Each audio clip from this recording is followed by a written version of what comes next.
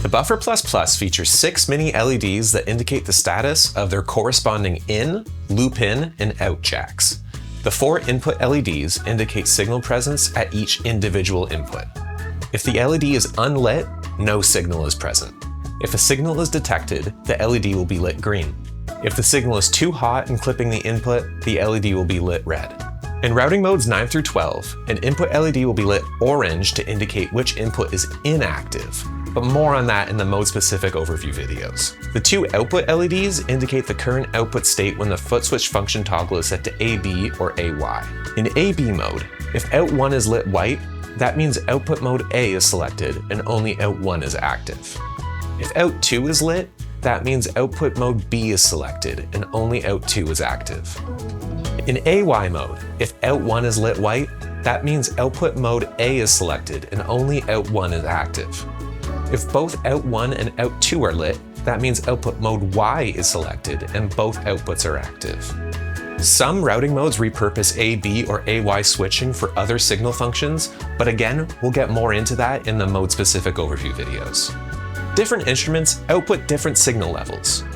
Passive guitars and basses typically run at instrument level around -20 dBu, while synths and other electronic gear often run hotter, -10 dBu or higher.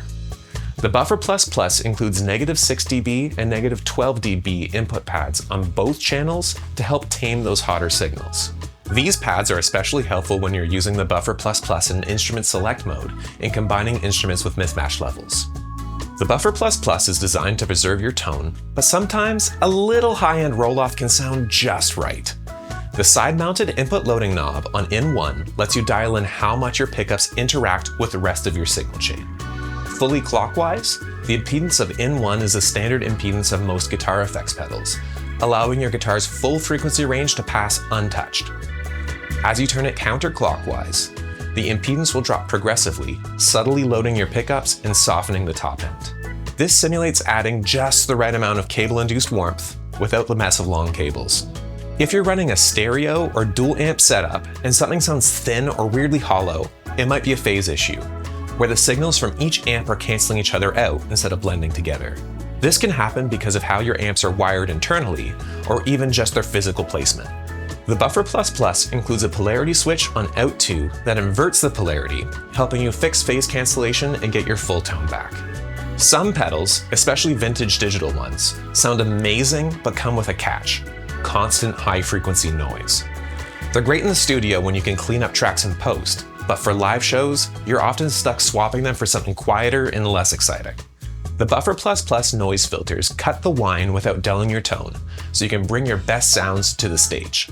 You can choose between little or lots of noise filtering, so you can be sure your tone stays natural and never over-processed. The Buffer++ features normalized signal paths, meaning certain jacks pass signal internally when there is no external connection present. These internal connections are automatically rerouted when a cable is inserted. If nothing is connected to In2, In1 is normalized to loop out 2, except in modes 9 through 12. This configures the Buffer++ as a signal splitter. If nothing is connected to a loop in, it is normalized to its corresponding loop out. Ground loops are one of the most common causes of unwanted hum and noise in audio systems, especially when running multiple amps, interfaces, or power sources. They happen when 2 pieces of gear are connected to a shared ground through more than one path, creating a noisy feedback loop at low frequencies. That nasty 60-cycle hum.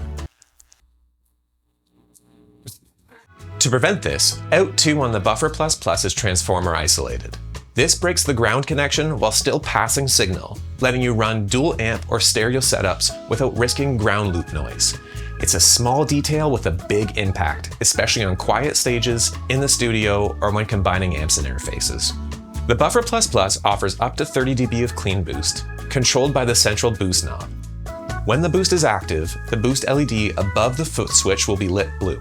In modes 1 through 6, when the Footswitch function toggle is set to boost, you can engage or bypass the boost using the Footswitch. When the Footswitch function toggle is set to AB or AY and no external switch is assigned to the boost is always active and the boost LED will be lit blue to indicate as such. To ensure no gain is applied in these cases, simply turn the boost knob fully counterclockwise. The dedicated tuner out keeps your tuner completely isolated from the rest of your signal path. This avoids tuner tone suck, where split signals or low impedance inputs on some tuners can dull your tone. The tuner out is fed from in1 in modes 1 through 8 and from the selected instrument signal in modes 9 through 12. To enter silent tuning mode, hold the built-in Footswitch or use a configured external Footswitch. Out 1 and out 2 will mute, and the boost LED will turn red to let you know you're in tuning mode. Press the Footswitch again to exit and return to your previous routing. Okay, we did it. That's it. That's everything. Let's go. Okay. Can I import this real quick? The tuner out is fed from in1. Well, we can. I don't want to have to read that again. I have to read that again, don't I?